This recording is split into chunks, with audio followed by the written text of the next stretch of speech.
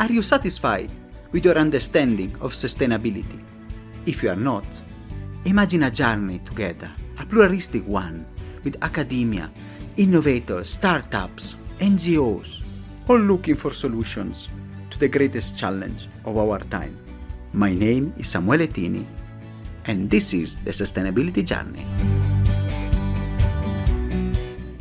Welcome to a new episode. Today we are going to meet somebody who has been at the helm. The most VIP person I have interviewed, a former minister, and from the country where I was born, Italy. So great to have you here, Lorenzo. And now is the academic director, Nativa Campus. Lorenzo, it's such a pleasure to have you here today. Thank you. The pleasure is all mine, Samuele.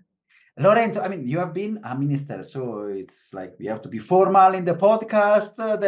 But I want to know your sustainability journey. It's one of the very complete. You have been in academic in England, minister, and now you're on Nativa Campus. But we want to know a bit about you. Who is Lorenzo? What have you done? What is your background? Well, okay. Thank you for that question. That's very useful. I'm 47 years old, and I studied history and economics. I'm Italian. I was born in Rome. And then I moved when I was in my early 20s. I moved to live in Africa, by the way, not far from where you live. And because I needed to get a sense of what life was outside of the European bubble.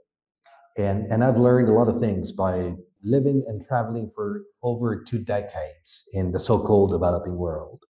So I got a really strong passion for development, trying to understand how to get it right, how to fight poverty without destroying the environment, how to make sure that we could build economic systems and social systems that were in balance with nature so that we could live as well as we could without damaging anything around ourselves. So that has been me. I became an academic, initially in South Africa, then in Germany, then in the UK. As you said, I was then elected by the age of 40. I was elected to parliament in my home country, Italy. And a year later, I became a national minister of education, university, and research. I've been always very passionate about trying to make society more just. And I have coined this concept back in 2015, this concept of a well-being economy. So an economy is not obsessed with production and consumption of stuff, but an economy in which we set up companies, we generate jobs that improve the quality of life of everyone. And by that, I mean jobs that are dignified, companies that look after the environment, that look after their workers. We have more time for ourselves and our families and our communities and so on and so forth. And around this concept of a well-being economy now, many more countries and cities and companies are adopting it and putting it into practice. So that's me in a nutshell. Fantastic experience. And I can see, I've seen the Syrian in Africa and also going out of Italy. You have said an important thing, how we can transform economic system. Especially here, we read in Africa because we are the emerging market. So we are obsessed about the GDP. It's growing. I read today, is growing 5%, so IMF is concerned. But then the well-being economy, what does entail this new competence and how we can shift from our obsession? Yes, that's a very important question. For so long, we have been told that all we need to do is to produce and consume more, right? And we call it growth. We call it economic growth. Now, don't get me wrong. When we came out of the war, the Second World War, at a time of significant deprivation, of course, I get it. Everyone was interested in just rebuilding, building, doing stuff. And that was necessary. But we forgot that that's not the end goal of everything, right? So, and also that if you produce and consume incessantly, you may ultimately destroy what is around you. We look at, just look at the amount of waste we have produced. Look at the fact that we have polluted our atmosphere to the point that now we're dealing with not only severe health conditions caused by air pollution, for instance, or water contamination, but also climate change, which is a direct consequence of our emissions. So production and consumption are important, but they need to be directed at a specific goal. And the goal should be improving the quality of life. If we consume, for instance, too many medicines, it means that we're probably too sick and we need to change something. If we consume too many cars, then there's something wrong with how we operate, right? If we consume too many weapons, then it means that society is not as happy, evidently, if we need so many weapons. So there are so many sectors in which consumption is not a good idea. And consumption should be limited because you don't want to live in a society which has so many problems and for which you may need weapons or you may need protection and so on and so forth against. So what I'm trying to say is that while growth was okay at the beginning of the current economic system, let's say after the Second World War, it became less and less reasonable after some time. And we see this happening also in developing countries. We already see the side effects of constant production and consumption. We see inequality widening. We see pollution becoming a serious issue in Kenya, in South Africa, in any other African country for that matter. We see crime rampant because of inequality and because of the fact that jobs are not being produced for those who need them, but only for those that are within certain sectors of the economy and so on and so forth. And therefore, the question of well-being becomes crucial. What kind of jobs do we want in a well-being economy? Do we want all jobs? Not at all. Some jobs shouldn't exist in a well-being economy.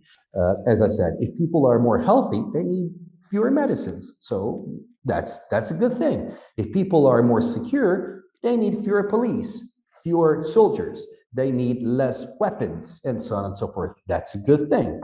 If people are eating more responsibly, probably they need less food, more quality food, less quantity of food. And again, maybe more food can then be used for those who don't have it. Nowadays, unfortunately, in our current economic systems, when it comes to food, we have so much food for a few and so little food for the others. So we waste a lot of food, we're obese, we eat poorly, and at the same time, we have a huge impact on the environment to produce the food, and also we don't have enough food for those who need it. So it's really about finding balance. It's about optimizing the resources we have and to try and achieve good human objectives within planetary boundaries and environmental limits. And it's such an interesting concept. When you were talking, so many things came to my mind. We discussed about that. It's really how we can we have been growth obsessed, and then we have not taken care of what was, and they taught us when we were in school, the externalities. And then in your view, because it's so difficult, maybe now the movement for the stakeholder capitalism, the discussion, we had the B Corp, we have a lot of work, but how nations can transition from this obsession to grow, and media can go out of it, politicians can go out of it, and then now transition maybe to well-being, to sustainability, to a different measure of what is worth achieving? Well, the transition is already underway. If you live in Europe, for instance, the European Commission has already implemented and adopted a number of directives that say very clearly to companies, to businesses, you need to be sustainable, you need to monitor impacts, and you need to reduce your footprints. So whether you like it or not, it's the law of the land. If you're not in Europe, you may still operate in a market which is heavily affected by environmental, social, and governance, the ESG considerations when it comes to finance. So it's like, what I'm trying to say is that slowly but surely, the system is shifting already. Now the question is, are we shifting fast enough? And that's when the well-being economy as a concept can be useful, because it's all about accelerating this transition. The transition shouldn't be seen as a necessary evil, like we need to do it because we need to save the environment. We need to do it because the European Union wants us to do it, or we need to do it because financial markets want us to do it. We need to do it because we need to build an economy that is better for ourselves. The current economy isn't. It's generating so many side effects, pollution being one of them, war being another. Like if you think about the wars that we experienced, including the war in Ukraine, these are wars over oil, over gas. So these are polluting energies that are not only damaging the environment, but also destroying lives and creating instabilities around the world. If we were running mostly on renewable energies, we wouldn't need to fight against each other because the sunshine and the wind knows no boundaries. You have it, I have it, I use it, and it's the same for you. While gas and oil are limited resources, and usually countries fight over them. So what I'm trying to say is that we need to accelerate it. And the well-being economy as a concept tells you that if you're operating in a country, in an economy, where you focus, for instance, on public health, you stand a good chance to have better life expectancy, fewer diseases, less expenditure when it comes to national health services, and people live more happily, a longer life, and you need to produce fewer medicines. Isn't that a good deal? On the contrary, at the moment, our GDP-obsessed system tells us that we need to produce as many medicines as possible because each and every medicine that is used, it's an input into GDP, even if that is only because people are eating poorly, because they're getting sick, because they're depressed, because they're mentally ill, because they work too much, and so on and so forth. It becomes a self-fulfilling prophecy. The more stressed you are, the more sick you get, the more you consume, and the more you pump up the economy. That's not a good deal. We need to optimize. I said this about health. I could say the same about food. The more sustainably you eat, the less you spend, the better it is for you and it is for society.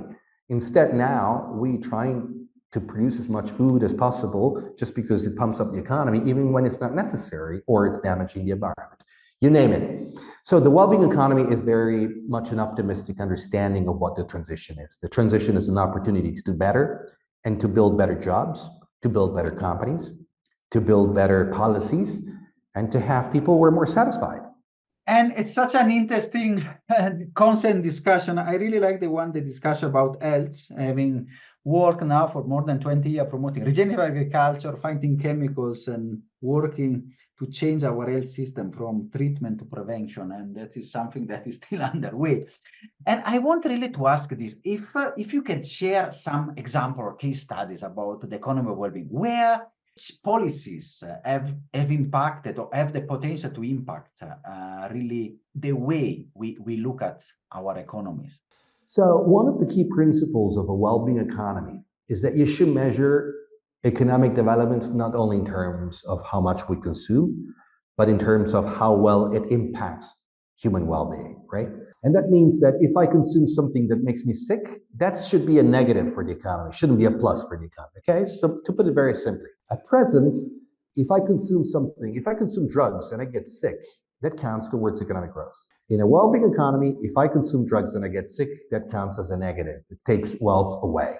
So by remeasuring what we mean by development and basically saying development is only happening when things get better, it changes our perspective on everything. Let me give you an example. New Zealand, back in 2019, when we were working with the government of New Zealand and they adopted a well-being economy framework, they decided to redesign their national budget law, which is basically the national financial plan for the country, by saying, we want to put money only in areas where we have the maximum impact on well-being. And the first area was children. So schools, health for children became the priority for the government because obviously from a well-being perspective, they realized that putting money to support children was the best way to support families, was the best way to build a sustainable future, was the best way also to support economic transformation in the country because they needed children to actually live healthy and have a good life. And they realized that the more you invest in children, the fewer issues you will have with crime, because in the long term, it's the best investment to reduce crime. It's also the best investment to reduce sicknesses that are very expensive for a country that has national welfare, and so on and so forth. So they really realized that investing in children was the best possible public investment they could make. Now, tell me how many countries have ever said that. Kids do not appear in conversations about finance ever, but the well-being economy budget forced the government in New Zealand to look at the area with the biggest impact, and for them it was children. Another fast forward to Finland. They used the well-being economy lens to understand productivity. Okay, so they wanted to focus on increasing the productivity of workers in Finland. And of course, if you measure productivity only in terms of production and consumption, you want people to work more and more and more and more. But when you measure productivity in terms of well-being, the Finns realized that actually the best possible productivity was happening when people were working less. And so they proposed a reduction of the work week from 5 days to 4, and also having different creative ways to approach part-time, because they realized that by having people work less, these people would get less sick, they would have more time to spend in their families, they would give better education to their children. As a consequence, this would have a positive impact on community development, on safety, on security. Children that are not left alone are less likely to become criminals when they grow up. And so this is an impact on society. And so they reduced the work week. Now, you go to countries, unfortunately, like in Kenya, where you live, or in South Africa, where I lived for a number of years, and there you have a system of exploitation of workers, often, that destroys families, brings mom and dad away from the children in these households that are often broken down because people are overworked. And that has an impact also on the upbringing of the children, on diseases, on social costs and crime that become huge burdens to economic development. So you see, the well-being economy helps you understand where the real value is and to take policy decisions that can help you improve the quality of life of everyone instead of trying to extract value from people and nature in the short term. And this is exactly, for the short-termism mentality, extracting and squeezing out as much as possible for the benefits, but in the long run, pollution, health, that without thinking. It's also, I think, linked to the political landscape. So, you want to squeeze out, I made them growth with the 4 year, but then you don't think in the next year. And talking about politics, you have been also in that world. So you have been a minister for education, university and research in Italy. So how we can really integrate sustainability into our educational policies and curriculum? Because change will not start with adults. Adults are very difficult to be changed, but with children. Yes, I completely agree. And this is the reason why back in 2018 and then 2019, when I was in government, I decided that our education system needed to change. One main reason why we do not understand sustainability is that we see social and natural phenomena as if they were distinct, as if they were separated, right? We think, oh, you know what? I don't care if I'm polluting because it's someone else's problem. It's my problem because that air and that water that I'm contaminating will be drunk by my children, by myself, or breathed by me and my family. If I don't look after my community, one day a criminal will come into my house. One day someone will rape my daughter. One day, so if I think that I can just push these problems out of my house, I'm mistaken. And why do I do that? Because in school, I'm not told that nature is a whole, that the system we're operating in a system. Often they tell you, if you're trained to be an engineer, how many times do they tell you, you need to build a bridge, but make sure the bridge is done sustainably, that you respect the environment, that you make sure that people are going to be protected by the bridge. They don't teach you that. They just teach you how to build a bridge. They don't care about the impact of the bridge.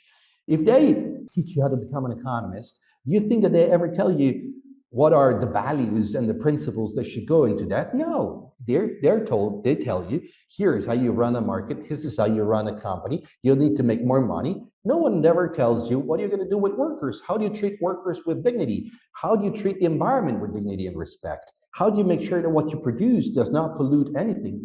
Those skills are not learned at school or at the university. And that's what we decided to do. We decided that we wanted to train our children from grade 1 to think in a systemic way, to think that every action always has a reaction, that if we pollute, we contaminate ourselves. If we are unjust, we'll pay for that injustice. If we if we leave them out and leave them behind, at some point, those people will come back to us as a problem in society. That poverty is not just unfair, it's also suboptimal and inefficient in a society because it's a social problem that we shouldn't have. So understanding how things hang together helps students realize that if you want to become an economist, fine, you'll need to know a lot about biology and ecology because there's no way you can run an economy without considering the planet and the environment from which we take the resources.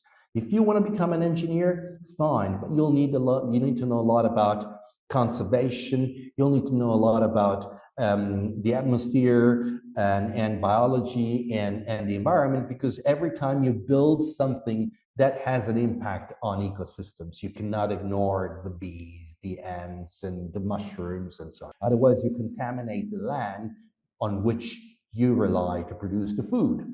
So again, it's teaching how to understand systemic relations that is crucial. And this is what we did in Italy in 2018, 2019. And many more countries are trying to do that, changing their academic curriculum in schools and universities so that our understanding of systemic relations is not lost in this obsession with sectoral expertise, in this obsession with disciplines. We should not lose the fact that things relate to one another. And you can only be a good engineer if you're also understanding the environment. You can only be a good economist if you also understand society. Otherwise, you're going to be a terrible expert in one field who is completely ignorant about everything. And it's really an important part. I recall when I was doing my MBA in Warwick, I've been enrolled in the first ever sustainability course of the MBA. And it's really something that it is so important, and it's just starting to change. But for many years, we have trained very good technical professional without, let's say, holistic or overall understanding of the system. And you have also been in academia. I want to ask a bit about your past in that work. So you have done the Institute for Sustainability in the UK. So how do you see now academia? How we can foster the new generation of leader? Which changes they are needed to really make that shift? I think the role of academia is essential. The role of schools, I would say the whole education system is essential. We do need to train leaders for the future. Unfortunately, we're still training leaders for the past. And this is not just a moral consideration. I think it is unfair to train. We have a moral obligation to build the leadership that we need going forward. But it's also an economic. If we want the future companies to be sustainable, if we want to think differently in terms of how we use technology, we need to build those skills. And if you don't teach our students the right skills for the future, you know what happens? They're going to come out of universities, they're not going to get a job because the economy has changed in the meantime. Okay, so I'm still, surprised that so many people go and study chemical engineering in the oil industry. Wake up, the oil industry is done. Soon you're not going to be able to actually get a job in the oil industry. So you may want to become a chemical engineer in the green chemistry industry. So learning new things, getting new skills. If the university is charging you to teach you something from the past, you should get that money back. That's wasted money. You're not going to be able to use it by the time you graduate. So there is a moral obligation and there is an economic obligation. Universities are there to develop the skills that are needed for society to improve, but also for people to get jobs. At present, many universities are not doing either. They're not performing that moral imperative, and at the same time, they're stealing the money from their students because they give them skills that are not going to be needed. So I really believe it's essential, because if you don't change your mindset, your mental frameworks to understand this, you're not going to be able to have that innovation that allows you to build the next generation company, that allows you to be, that develops the great idea that can solve a lot of issues. In order to have that ability to innovate, you have to be taught in a certain way. You have to be open-minded, and that can only happen in schools, which is the reason why in my new role, as I said, I started the Institute for Sustainability in the UK after spending a couple of decades in Africa doing this on the field and getting involved in politics. I did in the UK, now I'm back in Italy, and I've just developed a new training academy for business leaders. Yeah. I want business leaders to rethink everything about how they run to rethink capitalism, to rethink how they operate, to rethink performance, to rethink productivity, to rethink success. And I've developed this training academy in collaboration with Nativa, to be able to have a place where business leaders who want to think differently about business can go and acquire the right skills and mindset. And it's so crucial, the work that you're doing, especially Nativa is one of the pioneers of sustainability in Italy, the pioneer of B Corp movement in Italy. And it's really important how we can rethink capitalism and how also we can have new type of business leader. And especially I want to ask you this, in the wake of the new wave that is coming and getting us almost drowned, the AI revolution that is widespread disruption, how we can have a model that is focused on well-being to respond to this disruption, to avoid that this new wave will just reflect the mistakes of the past? That's a very crucial point, and I don't have a clear answer to that, but I can tell you one thing for sure. I've been researching AI. I've been working with AI companies for the past few years. We are witnessing a fundamental disruption in how our economic system operates, perhaps our entire society. For the first time, we may be in a position to build artificial intelligence, self-aware mechanisms that could really challenge a lot of things we do. Certainly could challenge a lot of jobs. We know very well that since ChatGPT came into play, like a lot of people lost jobs because you don't need a copy editor anymore. You have ChatGPT doing it for you. In some cases, you may not even need a journalist or a creative because you can get a software, or in this case, a large language model to do it for you. And the same applies to many other areas, graphic design. Some people say even the movie industry may actually completely revolutionized because you don't really need special effects. They can do it for you probably one day. We may not even need actors anymore. They're going to be computer generated. But what I'm trying to say is that it has certainly a disruptive impact on the market and on our jobs. And how do you do that? How do you make sure that that is limited? It is limited by trying to develop an economy in which customization and local services are more important than global services. Let me put it in a less complicated way. If I want a nice gelato made with a certain flavor, only a local artisan can do that. If I want a gelato that tastes the same everywhere, it's pretty shallow and not really that interesting, standardized, then AI can do it for us. You see, the beauty of an economy that is embedded in a community where jobs are meaningful because they're special, because they're unique, because your teacher is your teacher, knows you very well. If you want to learn in a standardized fashion, AI can disrupt that economy. But if you want to learn in a customized fashion with someone that knows you, you can only do that with a human teacher. If you want my good gelato, only the artisan around the corner can do it for you. If you want the mass-produced gelato, then a big corporation with machines can do that for you.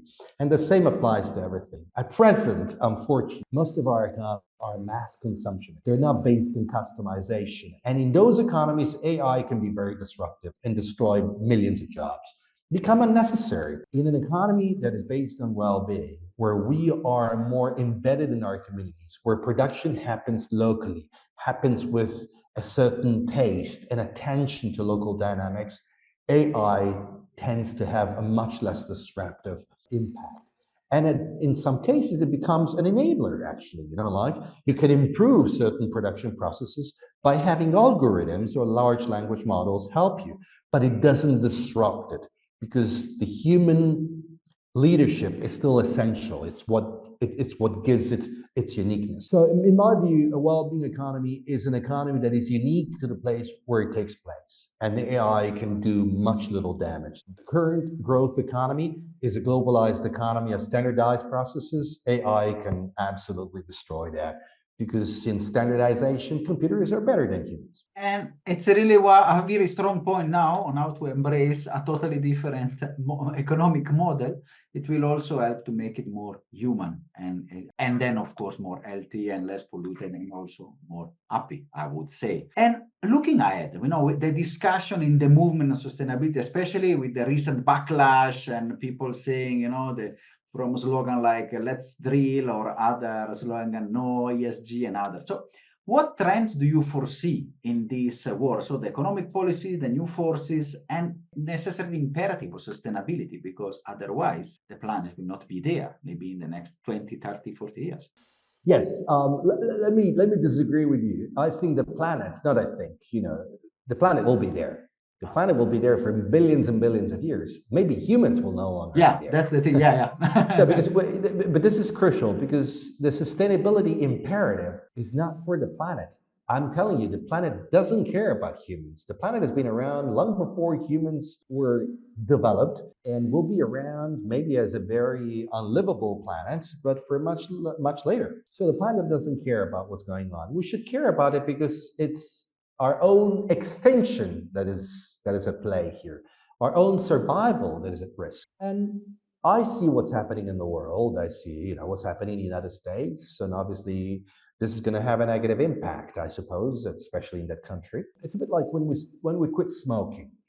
I quit smoking because I never smoked, but I think, we quit smoking because we realize how damaging. We don't quit smoking because the neighbor is quitting smoking, right? And the fact that our neighbor goes back and says, you know what, I'm going to start smoking now, it doesn't change who I am. I realized that smoking was bad for me. I'm not going to start smoking again just because my neighbor does. And I think it's the same, should be the same for Europe. If the US wants to go down the drain and destroy itself and pollute its water and make its own people unhappy, let them do that. And we are going to do something different.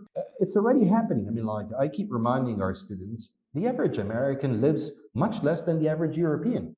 In some cases, he lives even less than the average, South American citizen. They already have a system that, in my view, is the antithesis of well-being. They work much more. They spend much more. They're much more obese. So if they decide to go back to drilling, and if they decide to go back to using as much oil as they can, it's a pity for the global atmosphere, but let them do it. We shouldn't do it. We shouldn't do it, just like we don't go back to smoking just because our neighbor does it. Once we have learned what is good for ourselves, once we've learned how it's beautiful to live in a country where there's more social justice, there's more peace, there's more harmony, people have more free time to do a lot of things. Why would you give that up just because someone else is changing his mind? So that's my message. My message is, first of all, we're not doing it for the planet, we're doing it for ourselves. And secondly, if a trend is changing around the world, that doesn't mean that you have to change too. There are so many stupid trends around the world that come and go. I think we've learned that living in a more harmonious and sustainable society is simply better for everything, not just better for the environment, better for ourselves. What would you give that up? And it's such a powerful message. I really like, because it puts back agency in our hands, and in the choices that people can do, rather than just pointing at, oh, China is doing that, India is doing that, US is doing that, like pointing finger, but really we do different. And then if they follow, we follow. If no. Exactly. We do it differently. Yeah, we do it differently. And we may even stand a very good chance to become more innovative and to develop those technologies that are going to be much more needed going forward. At some point, let me tell you, someone decided that trading horses wasn't lucrative anymore and decided to invest in different mobility technology. Some people probably went back to horses for some time. Some people thought, come on, vehicles will never work. People have been on horses for so long. I don't think they made a good investment. I think those that invested in alternative vehicles made a good investment. And the same is happening now. Things change and we need to embrace the future. Yeah. And definitely we hope also the emerging market, like Kenya, that in the energy sector now is 90% renewable. So they leapfrog the old models and going towards a different way. So I would really, impressed by the depth of the conversation, Lorenzo. It's really been a pleasure and honor having you. And I think we should book you for another discussion, maybe later or next year, to see how your campus and your work with executive has transformed the economy and the thinking of corporate world, especially in Italy. Thank you so much, Lorenzo. It's been a pleasure. Thank you. It's been a pleasure for me too. Are you satisfied after this wonderful episode? Let's continue together our sustainability journey.